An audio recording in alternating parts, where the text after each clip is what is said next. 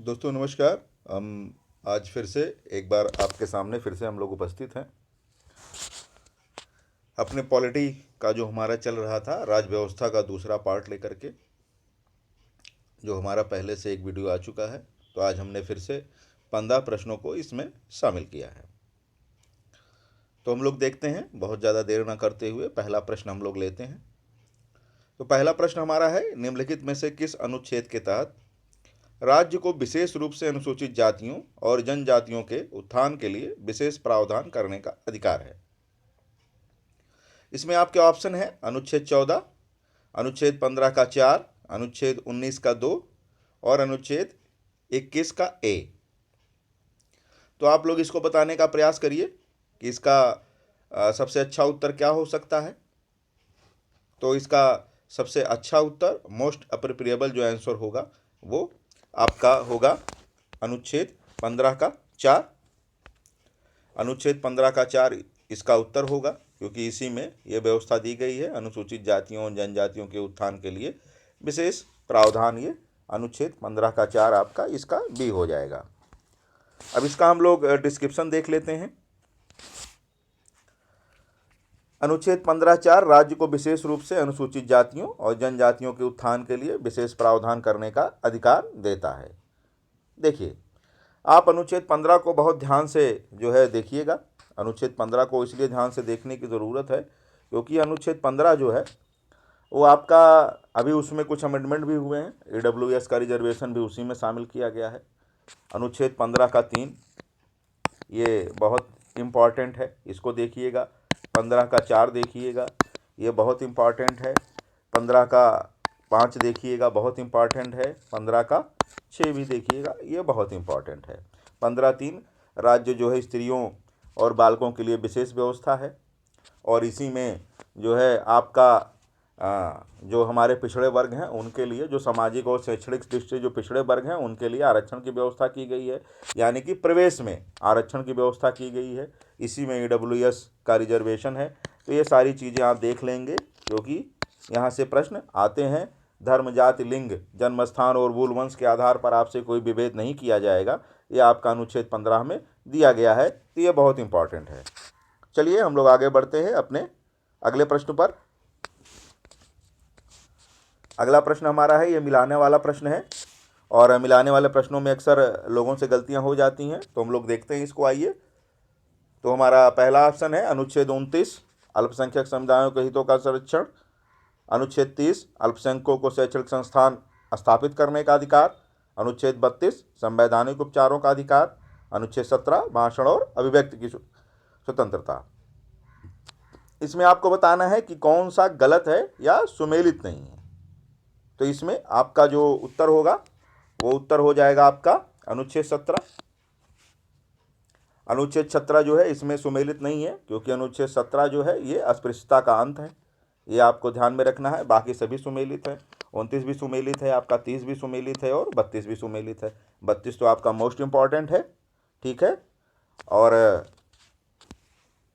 हमारे संविधानविद डॉक्टर अम्बेडकर ने इसको जो है संविधान की आत्मा कहा है, ये आप ध्यान में रखेंगे।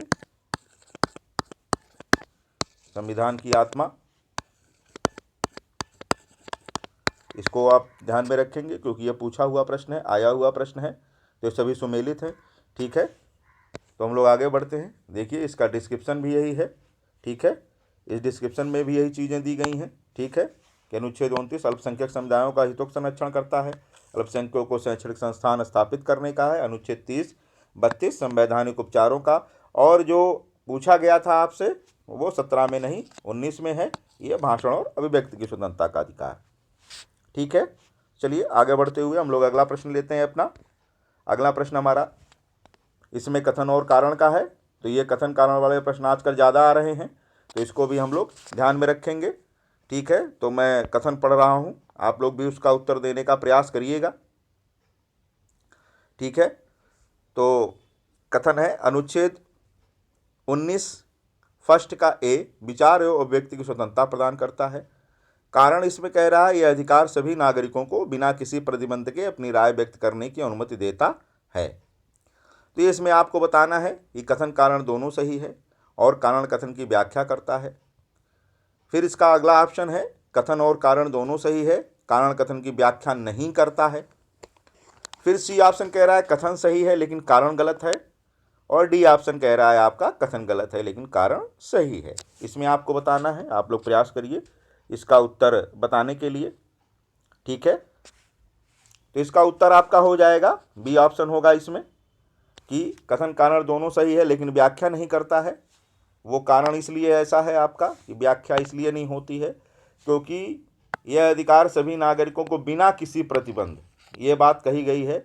लेकिन जब आप पढ़ेंगे आर्टिकल 19 को तो आपको ये बताया गया है कि आर्टिकल 19 में भी जो आपकी स्वतंत्रता है वो एकदम एब्सोल्यूट नहीं है, उसमें जो है युक्त प्रतिबंध लगाए गए हैं। लेकिन जो आपको कह रहा है कि कारण कि बिना किसी प्रतिबंध के, तो उसमें कुछ प्रतिबंधों की चर्चा की गई है, तो इसलिए आपका ये आंसर हो जाएगा ऑप्शन बी, इसका सबसे अच्छा उत्तर होगा। ठीक है, चलिए हम लोग इसकी व्याख्या को देख लेते हैं। इसकी व्याख्या अनुच्छेद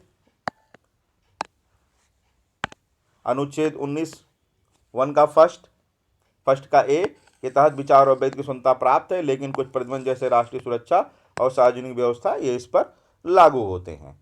ठीक है, तो इसीलिए ये बिल्कुल ऐसा नहीं है कि बिना किसी प्रतिबंध के आपके जितने भी अधिकार आपको मिले हुए हैं मौलिक अधिकार, वो ऐसा नहीं है कि आप उन अधिकारों का पूरी तरीके से एंजॉय जो है नहीं कर सकते। उसमें कुछ युक्त निर्बंधन जो है वो लगाए गए हैं, लगभग सभी जितने भी आपके फंडामेंटल राइट्स हैं। वो इसलिए कि ताकि जो है जो मनुष्य होता है, जो व्यक्ति होता है, उसको अगर पूर्ण स्वतंत्रता दी जाए बिना किसी प्रतिबंध के, तो वो क्या करेगा, दूसरों के जीवन में बहुत ज़्यादा इंटरफियर करने लगेगा। तो इसके लिए ये व्यवस्था आपकी की गई है। चलिए हम लोग आगे बढ़ते हैं। अगला प्रश्न हम लोग लेते हैं कि निम्नलिखित में से अनुच्छेद 21 के तहत किन अधिकारों की सुरक्षा की जाती है। ठीक है, ये बहुत इंपॉर्टेंट है आपका, आर्टिकल 21 से ये प्रश्न है आपका। तो इसको हम लोग देखेंगे। इसके ऑप्शन है आपके जीवन और व्यक्तिगत स्वतंत्रता, ऑप्शन बी शिक्षा का अधिकार, ऑप्शन सी सांस्कृतिक अधिकार है। इसमें आप लोग इसको ये संस्कृत लिख दिया गया है, लेकिन इसको आप कहेंगे कि सांस्कृतिक अधिकार। ठीक है, इसको आप लोग पढ़ेंगे सांस्कृतिक अधिकार, इसमें दिया गया है डी। ठीक है, तो इसका आप लोग जो है उत्तर आप लोग बताइए, आप लोग ध्यान दीजिए। तो इसमें देखिए आर्टिकल जो 21 है वो मोस्ट इंपॉर्टेंट आर्टिकल है। ठीक है, अब आर्टिकल 21 में भी, क्योंकि इसको लेकर के मेनका गांधीवाद के बाद आप सभी को पता होगा कि मेनका गांधीवाद के बाद इसमें तमाम चीज़ें धीरे धीरे सुप्रीम कोर्ट में ये जितने भी केसेस जाते रहे, तो उस केसों के तहत आपको सुप्रीम कोर्ट ने तमाम और अधिकार भी आपको जो है प्रदान किए गए हैं। तो अब धीरे धीरे इसमें अधिकारों की संख्या लगभग 21 हो चुकी है। इसमें आपको पेयजल का अधिकार, स्वस्थ पानी का अधिकार, अच्छे जीवन का अधिकार, तमाम इस तरीके के अधिकार इसमें आपको मिलते हैं। तो इसमें ये सारे अधिकार आपको मिल गए हैं। अब जीवन और व्यक्तिगत स्वतंत्रता ये तो है ही है, शिक्षा का अधिकार है, सांस्कृतिक अधिकार है, तो इसलिए इसका आंसर जो हो जाएगा ये उपयुक्त सभी हो जाएगा। ठीक है, तो आर्टिकल 21 ये बहुत इंपॉर्टेंट है, आप इसको ध्यान में रखेंगे। आजकल इसकी महत्ता बहुत बढ़ गई है। अगला प्रश्न हम लोग देखते हैं, आगे बढ़ते हैं। प्रश्न नंबर 5 देखिए। अब देखिए इसका जो आपको व्याख्या दी गई है, उस व्याख्या में थोड़ी सी प्रिंटिंग मिस्टेक हो गई है। ये अनुच्छेद 11 नहीं है, अनुच्छेद 21 है। इसको आप लोग 21 पढ़ेंगे। जीवन और व्यक्तिगत स्वतंत्रता का अधिकार प्रदान किया गया है। सुप्रीम कोर्ट के नियमों के साथ इसमें शिक्षा और अन्य अधिकार भी शामिल किए गए हैं। ठीक है, तो ये थोड़ा सा प्रिंटिंग मिस्टेक है, इसको आप लोग इग्नोर करिएगा। हम लोग बढ़ते हैं अपने अगले प्रश्न की तरफ। देखिए ये भी मिलाने वाला है। प्रश्न नंबर 5, निम्नलिखित में से कौन सा या कौन से अनुच्छेद व्यक्ति के स्वतंत्रता के अधिकार से संबंधित हैं, तो इसको आपको बताना है। ठीक है, कि कौन सा है। तो ऑप्शन नंबर ए है, फर्स्ट है अनुच्छेद 19, फिर दूसरा है अनुच्छेद 20, तीसरा है अनुच्छेद 21 और चौथा है अनुच्छेद 22। इसको आप लोग देखिए, इसको बताने का प्रयास करिए थोड़ा सा, है ना। तो इसको आप लोग देखिए, ये ऐसा आपको बताया गया है कि इसको प्रश्न को आप ध्यान से पढ़िए। हमेशा उत्तर देते समय आप प्रश्नों को ध्यान से पढ़ेंगे, बिल्कुल जल्दबाजी नहीं करेंगे, क्योंकि जल्दबाजी करने से आपके प्रश्न गलत हो सकते हैं। तो इसमें से आपसे पूछा जा रहा है कि व्यक्ति के स्वतंत्रता के अधिकार से संबंधित है। तो इसमें आपका अनुच्छेद 19 भी है और अनुच्छेद 20 भी है, 21 भी है और 22 भी है। ये सारे आते हैं व्यक्ति के स्वतंत्रता से संबंधित। ये सारे अधिकार आपको चाहिए, क्योंकि इनमें से कोई भी अधिकार अगर आपसे छीन लिया जाए तो आपकी स्वतंत्रता का किसी न किसी तरीके से हनन हो जाता है। ठीक है, तो इसलिए इसमें जो ऑप्शन हो जाएगा वो सभी हो जाएगा। ऑप्शन सी उसका सबसे अच्छा उत्तर हो जाएगा। ठीक है, इसमें सब हो जाएगा 19, 20, 21 और 22। और ये जान लीजिए, आपको तो ये पता ही होगा कि 14, 19 और 21 इन तीनों का एक जो है ट्रायंगल बनता है। ये तीनों अधिकार अपने आप को मिलाकर पूर्ण होते हैं और सारे अधिकार एक दूसरे के बिना अधूरे हैं। तो इसलिए 14, 19, 21 का ये ट्रायंगल आप याद रखिएगा। 14, 19 और 21 ये सब एक दूसरे को मिलकर के पूरा करते हैं। ये चीज़ हमेशा आप ध्यान में रखेंगे। चलिए हम लोग आगे बढ़ते हुए अपना अगला प्रश्न लेते हैं। ठीक है, इसकी व्याख्या भी यही दी गई है कि व्यक्तिगत स्वतंत्रता के अधिकार, अनुच्छेद 19 स्वतंत्रता के विभिन्न अधिकार, 20 सजा के मामलों में संरक्षण है आपका, 21 जीवन और व्यक्तिगत स्वतंत्रता का संरक्षण है, 22 विरोधी गिरफ्तारी या नज़रबंदी से आपका जो संरक्षण है उसको बताया गया है। ठीक है, तो ये आपके हो गए। ठीक है, हम लोग अगला प्रश्न लेते हैं अपना प्रश्न नंबर 6। इसमें आपसे पूछा जा रहा है निम्नलिखित में से कौन सा सही है कि किस संविधान संशोधन ने शोषण के खिलाफ अधिकार को मौलिक अधिकारों की सूची में शामिल किया। ठीक है, तो ये आपसे पूछना है। ठीक है, कि किस संविधान संशोधन ने शोषण के खिलाफ अधिकार को मौलिक अधिकारों की सूची में शामिल किया। इसमें से आपका ऑप्शन दिया जा रहा है 73वां संविधान संशोधन, 74वां संविधान संशोधन, 86वां संविधान संशोधन, फिर इसमें डी ऑप्शन दे रहा है कि इनमें से कोई नहीं। इसका आंसर आपको बताना है। ठीक है, ध्यान से प्रश्न को पढ़िएगा, बताने का प्रयास करिएगा। तो इसका जो आपका उत्तर हो जाएगा वो हो जाएगा डी, कि इनमें से कोई नहीं, क्योंकि आपको पता है 73वां, 74वां ये पंचायत और नगर पालिका से संबंधित है। 86वां संविधान संशोधन आपका जो है वो आपको जो शिक्षा का अधिकार दिया गया उससे संबंधित है। तो इसलिए निम्न में से कोई नहीं। ठीक है, तो ये आपको पता है, ये भी नहीं होगा, ये भी नहीं होगा, ये भी नहीं होगा। ठीक है, ये आपका पंचायत है, नगर पालिका है, और ये जो आपका दिया गया है, ये जो बच्चों को जो अधिकार दिया गया उनको राइट टू एजुकेशन के तहत जो अधिकार दिया गया बाद में, ठीक है, 6 से 14 वर्ष वाला, उसमें ये है 86वां संविधान संशोधन। तो इसीलिए है ना, तो इसलिए ये अधिकार आपको दिया गया है, तो इसलिए इनमें से निम्न में से कोई नहीं हो जाएगा। ठीक है, चलिए हम लोग आगे बढ़ते हैं, अपना अगला प्रश्न लेते हैं। ठीक है, इसका जो डिस्क्रिप्शन है उसको भी हम लोग देख लेते हैं। ठीक है, ये शोषण के खिलाफ अधिकार भारतीय संविधान में 23 और 24 में दिए गए हैं। ठीक है, इसमें अनुच्छेद 23 है, ये मानव तस्करी, जबरन श्रम और अन्य शोषणकारी कार्यों पर प्रतिबंध लगाना है। ठीक है, अनुच्छेद 24 14 वर्ष से कम आयु के बच्चों को किसी प्रकार के खतरनाक श्रम में नियोजित करना है। इस प्रकार शोषण के खिलाफ अधिकार संविधान में प्रारंभ से ही मौलिक अधिकार के रूप में सम्मिलित हैं।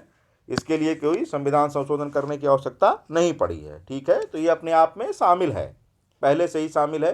कुछ आपका फंडामेंटल राइट में है, बाकी कुछ चीज़ें जो बची हुई थी वो आपको डीपीएसबी में डाल के पूरा कर दिया गया है। ठीक है, तो हम लोग आगे बढ़ते हुए अपना अगला प्रश्न लेते हैं। 7वां प्रश्न हमारा आ रहा है, निम्नलिखित में से किसके द्वारा मौलिक अधिकारों का परिवर्तन किया जा सकता है। ठीक है, इसको ध्यान से देखिएगा, इसका आप लोग आंसर बताने का प्रयास करिए।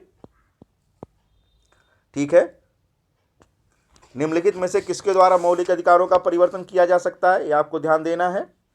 ए संसद द्वारा, बी न्यायपालिका द्वारा, सी कार्यपालिका द्वारा, डी उपर्युक्त सभी के द्वारा। ठीक है, ये आपको ध्यान देना है। ठीक है, तो इसका जो आंसर होगा, देखिए इसमें जो उत्तर आपका ये पूछा गया है, ये जो प्रश्न आपका पूछा गया, इसमें जो उत्तर होगा, इसमें 2 उत्तर हो जाएंगे। ठीक है, तो पहला उत्तर जो है इसमें आपका हो जाएगा संसद द्वारा, क्योंकि संसद क्या कर सकती है, मौलिक अधिकारों में परिवर्तित कर सकती है। ठीक है, कानून बना सकती है, कानून के द्वारा कर सकती है। ठीक है, और ये न्यायपालिका के द्वारा भी है।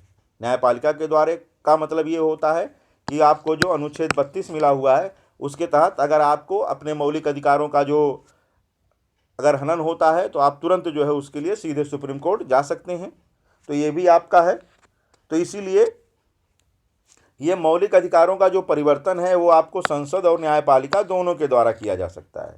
ये प्रश्न किसी साल आया हुआ है, वहीं से मैंने ये प्रश्न उठाया है, तो हो सकता है बाद में यह प्रश्न डिलीट कर दिया गया हो, लेकिन इस प्रश्न में आपके दो ऑप्शन हो जाएंगे। कार्यपालिका का कोई मतलब नहीं है, ये उपयुक्त सभी के द्वारा भी ये नहीं होगा, क्योंकि कार्यपालिका नहीं कर पाती है, क्योंकि भारत में जो कार्यपालिका है वो विधायिका के फर्ज से तैयार होती है। जो आपका विधायिका है वहीं से कार्यपालिका, क्योंकि विधायिका के सदस्य ही कार्यपालिका का हिस्सा बनते हैं। अनुच्छेद 50 में ये लिखा हुआ है।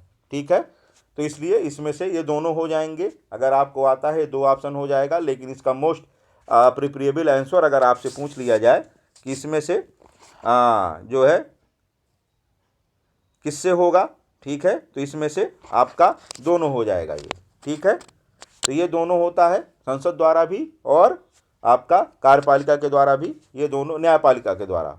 ठीक है, ये दोनों हो सकता है। ठीक है, और आपका जो न्यायपालिका है, न्यायपालिका में हाई कोर्ट और सुप्रीम कोर्ट दोनों आते हैं। ठीक है, न्यायपालिका जो उच्चतम न्यायपालिका है उसमें हाई कोर्ट और सुप्रीम कोर्ट दोनों आते हैं, लेकिन चूंकि आप सीधे अनुच्छेद 32 के तहत आप सीधे आप सुप्रीम कोर्ट में जाते हैं, तो इसीलिए ये चीज़ें जो है सुप्रीम कोर्ट के तहत ही दी जाती हैं। क्योंकि आपने देखा होगा पहले से, ये भी पिछले प्रश्नों में हमने देखा कि अनुच्छेद जो आपका 21 है उसमें सुप्रीम कोर्ट ने और भी तमाम अधिकार आपको दे दिए गए हैं। चलिए हम लोग आगे बढ़ते हैं, अपना अगला प्रश्न देखते हैं। ठीक है, इसके डिस्क्रिप्शन में भी वही बातें हैं। हम लोग अब 8वां देखते हैं। अपना 8वां प्रश्न, निम्नलिखित में से अनुच्छेद 19(1) का F किस संविधान संशोधन द्वारा हटाया गया था? देखिए बहुत इंपॉर्टेंट है। ठीक है, ये अभी आपसे सीधे करके अगर ये प्रश्न पूछ लिया जाता तो आप समझ ले आते, लेकिन अगर आपको ये दे दिया गया, जो है आपको जो दे दिया गया, तो इससे आपको थोड़ी सी समस्या होने लगी। तो हम लोग देखते हैं इसके ऑप्शन: 42वां संविधान संशोधन, 44वां संविधान संशोधन, 52वां संविधान संशोधन और 61वां संविधान संशोधन। इसको आप लोग ध्यान में देंगे कि इसका सबसे अच्छा आंसर क्या हो जाएगा, है ना? इसको आप लोग ध्यान में देना है। ठीक है, तो यही है, ये 19(1) का जो फर्स्ट आपका था, ये आपका संपत्ति का अधिकार है। ठीक है, इसी को हटाया गया है, ये संपत्ति का अधिकार है। ठीक है, ये संपत्ति का अधिकार है जो कि हटाया गया आपका 44वां संविधान संशोधन के तहत। तो इसका बी ऑप्शन एकदम सही हो जाएगा। ठीक है, चलिए हम लोग आगे बढ़ते हैं, अपना अगला प्रश्न लेते हैं, ज़्यादा देर न करते हुए। हमारा 9वां प्रश्न आ गया है। 9वें प्रश्न में हम लोग देखते हैं, अनुच्छेद 25 के तहत धार्मिक स्वतंत्रता का अधिकार किस प्रकार से सीमित किया जा सकता है? ठीक है, ये इंपॉर्टेंट प्रश्न है, इसको आप लोग देखिएगा, समझने का प्रयास करिएगा। तो इसका जो पहला ऑप्शन दे रहा है केवल आपातकाल की स्थिति में, इसका बी ऑप्शन कह रहा है सार्वजनिक व्यवस्था और नैतिकता के आधार पर, इसका ऑप्शन सी कह रहा है आपराधिक कानूनों के तहत, फिर इसका ऑप्शन डी कह रहा है केवल धार्मिक विवादों के मामले में। ठीक है, इसको आप लोग देखिए, प्रयास करिए, थोड़ा सा आप लोग भी प्रयास करिए कि इसका जो उत्तर है वो क्या हो सकता है। तो इसका जो आपका उत्तर हो जाएगा वो भी हो जाएगा, क्योंकि अगर आप आर्टिकल 25 को ध्यान से पढ़ेंगे तो उसमें यही शब्द ही लिखा गया है, हूबहू आर्टिकल में ही लिख दिया गया है जो आपके ऑप्शन बी में लिखा गया है। ठीक है, तो आपका ऑप्शन बी हो जाएगा इसका, सार्वजनिक व्यवस्था और नैतिकता के आधार पर। ठीक है, इसमें यही शब्द कहा ही गया है, सार्वजनिक व्यवस्था, इवन की स्वास्थ्य भी उसमें रखा गया है। ठीक है, तो लोक व्यवस्था, स्वास्थ्य और सदाचार के बंदों के अधीन रहते हुए आप अपने अनुच्छेद 25 को एंजॉय कर सकते हैं। ठीक है, तो इसकी जो सीमितता है उसमें यही 3 चीज़ें दी गई हैं, तो आपका बी ऑप्शन ये सही हो जाएगा, सार्वजनिक व्यवस्था और नैतिकता के आधार पर। ठीक है, इसका डिस्क्रिप्शन हम लोग थोड़ा सा देखते हैं। ठीक है, इसके डिस्क्रिप्शन में भी वही बातें हैं कि अनुच्छेद 25 धार्मिक स्वतंत्रता का अधिकार प्रदान करता है, लेकिन इसे सार्वजनिक स्वास्थ्य, नैतिकता और स्वास्थ्य के आधार पर सीमित किया जाता है। यह सुनिश्चित करता है कि धार्मिक स्वतंत्रता के अधिकार का प्रयोग समाज में शांति और शांति व्यवस्था बनाए रखने के साथ संतुलित है। ठीक है, तो हम लोग आगे बढ़ते हुए अपना अगला प्रश्न लेते हैं। हमारा 10वां प्रश्न आ गया है। 10वां प्रश्न हमारा हमसे क्या कह रहा है, देखिए इसको, अनुच्छेद 22 के तहत किसी व्यक्ति को गिरफ्तारी के बाद कितनी अवधि के भीतर पेश किया जाना चाहिए, ये आपका प्रश्न है। ये कई बार है, इसको हर व्यक्ति को जानना चाहिए। आर्टिकल 22 तो हर व्यक्ति के लिए इंपॉर्टेंट है। कभी भी अगर आपको पुलिस परेशान करे तो आप ये जान लीजिए कि आपको 24 घंटे के अंदर निकटतम मजिस्ट्रेट के सामने प्रस्तुत करना अनिवार्य है। 24 आवर्स है, 24 आवर के भीतर उसको निकटतम मजिस्ट्रेट के सामने आपको प्रस्तुत करना है। उसके बाद वो मजिस्ट्रेट अगर आपको बेल दे दे तो ठीक है, अगर बेल नहीं देता है तो आप जुडिशियल कस्टडी में भेज दिए जाएंगे। तो इसका जो आंसर होगा वो आपका हो जाएगा ए, यानी 24 घंटे। ठीक है, तो इसको ध्यान में रखिएगा। चलिए अगला प्रश्न हम लोग लेते हैं। ठीक है, 11वां। इसका डिस्क्रिप्शन इसलिए नहीं देखें क्योंकि इसके डिस्क्रिप्शन में कुछ बहुत विशेष बातें नहीं हैं। ठीक है, तो हम लोग अगला प्रश्न अपना देखते हैं। प्रश्न नंबर 11, अनुच्छेद 226 के तहत उच्च न्यायालय निम्नलिखित में से किस प्रकार की रिट जारी कर सकते हैं। ठीक है, तो अनुच्छेद 226 के तहत, इसको ध्यान में रखिएगा, ये इंपॉर्टेंट प्रश्न आपका है। ठीक है, इसको ध्यान में रखिएगा, ये इंपॉर्टेंट या आने वाला प्रश्न है, मोस्ट इंपॉर्टेंट है, वेरी वेरी इंपॉर्टेंट। तो इसको हम लोग देखते हैं। इसके ऑप्शन आपको दिए जा रहे हैं, हैबियस कॉर्पस और प्रोहिबिशन, मैंडेमस और क्यू वारंटो। इसका सी है प्रोहिबिशन और मैंडेमस, और डी ऑप्शन इसका है क्यू वारंटो और हैबियस कॉर्पस। इसको आप लोग देखिए कौन सा है, इसमें थोड़ा सा बताने का प्रयास आप लोग करिए। ठीक है, तो ये आपको इसका जो ऑप्शन हो जाएगा जो है इसमें से, वो ऑप्शन हो जाएगा आपका सी ऑप्शन हो जाएगा। ठीक है, इसमें आपका सी ऑप्शन हो जाएगा प्रोहिबिशन और आपका मैंडेमस। ये जारी कर सकते हैं जो आपके हाई कोर्ट हैं। ये एचसी की बात कर रहा है, आपके एससी की बात नहीं कर रहा है, तो ये ध्यान में रखिएगा।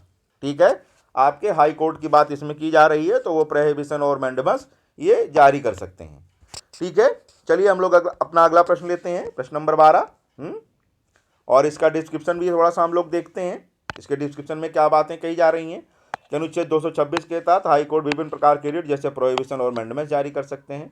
प्रोहिबिशन रिट का उद्देश्य अधीनस्थ अदालतों या प्राधिकृत अधिकारियों को उनके अधिकारों के दायरे में बाहर जाने से रोकता है, जबकि मैंडेमस रिट का उद्देश्य किसी व्यक्ति या संस्था को कानूनी कर्तव्य पूरा करने के लिए निर्देशित करता है। ठीक है, तो ये आप देख लीजिएगा कि कौन कौन से रिट जो है जारी किए जा सकते हैं। हाई कोर्ट और सुप्रीम कोर्ट को आप लोग बहुत ध्यान से पढ़ेंगे क्योंकि यहाँ से अक्सर करके आपसे परीक्षा में प्रश्न आ सकते हैं, आ ही जाते हैं। ठीक है, चलिए हम लोग अपना अगला प्रश्न लेते हैं, प्रश्न नंबर 12।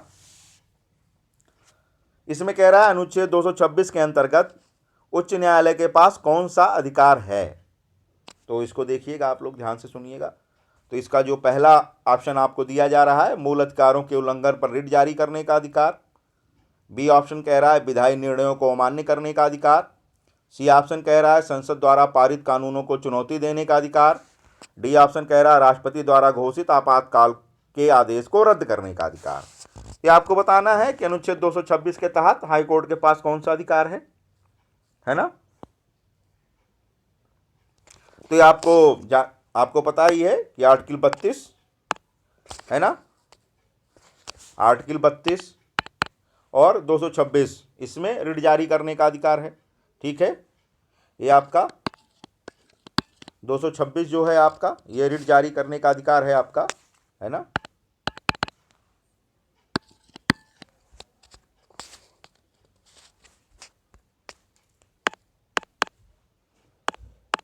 ये आपका रिट जारी करने का अधिकार है। ठीक है, तो इसको हम लोग देखेंगे, ये रिट जारी करने का अधिकार आपका है। तो इसका जो आंसर आपका हो जाएगा वो हो जाएगा ये मूल अधिकारों के उल्लंघन पर रिट जारी करने का अधिकार। इसका ऑप्शन आपका हो जाएगा ए ऑप्शन। ठीक है, इसका आपका ए ऑप्शन हो जाएगा, ये मूल अधिकारों के उल्लंघन पर रिट जारी करने का अधिकार ये आपका हो जाएगा। ठीक है, आपको पता है कि अनुच्छेद 32 और 226 के तहत, अनुच्छेद 32 के तहत आपका सुप्रीम कोर्ट में और 226 के तहत हाई कोर्ट को रिट जारी करने का अधिकार है। ठीक है, इसका डिस्क्रिप्शन हम लोग देख लेते हैं कि अनुच्छेद 226 उच्च न्यायालयों को रिट जारी करने का अधिकार प्रदान करता है, जिससे वे मूल अधिकारों के उल्लंघन के मामले में हस्तक्षेप कर सकते हैं। यह अधिकार उच्च न्यायालय को न्यायिक समीक्षा की सुरक्षा प्रदान करता है और न्यायपालिका की महत्वपूर्ण भूमिका को दर्शाता है। इसके माध्यम से नागरिक अपनी मूल अधिकारों की सुरक्षा के लिए उच्च न्यायालय में आवेदन कर सकते हैं। तो ये आपका हो गया। ठीक है, चलिए हम लोग आगे बढ़ते हैं, अपना अगला प्रश्न लेते हैं। प्रश्न नंबर आ गया 13 हमारा कि अनुच्छेद 15(6) के तहत आर्थिक रूप से कमजोर वर्गों के लिए क्या प्रावधान है। 15(6) अभी मैंने आपको ऊपर बताया है कुछ देर पहले। ठीक है, तो ये आपको बताना है 15(6) के तहत आर्थिक रूप से कमजोर जो लोग हैं उनको हम लोग जो है EWS कहते हैं, ये आपको पता होगा। ठीक है, EWS हम लोग कहते हैं ना। तो 15(6) के तहत आपको पता है कि ये इसमें जो है ये आपका आरक्षण का प्रावधान है। इसमें 15(6) आर्थिक रूप से कमजोर, तो इसमें आपको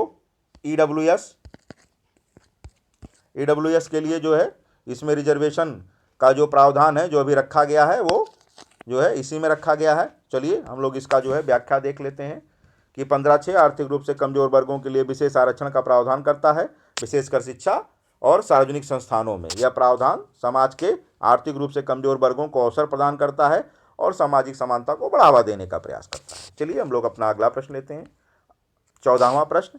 इसमें कथन दिए हुए हैं और आपको बताना है कि कौन सा सही है। तो पहला कथन कह रहा है कि अनुच्छेद 14 कानून के समक्ष समानता का अधिकार प्रदान करता है। कथन 2, अनुच्छेद 18 किसी भी प्रकार के भेदभाव के विरुद्ध अधिकार प्रदान करता है।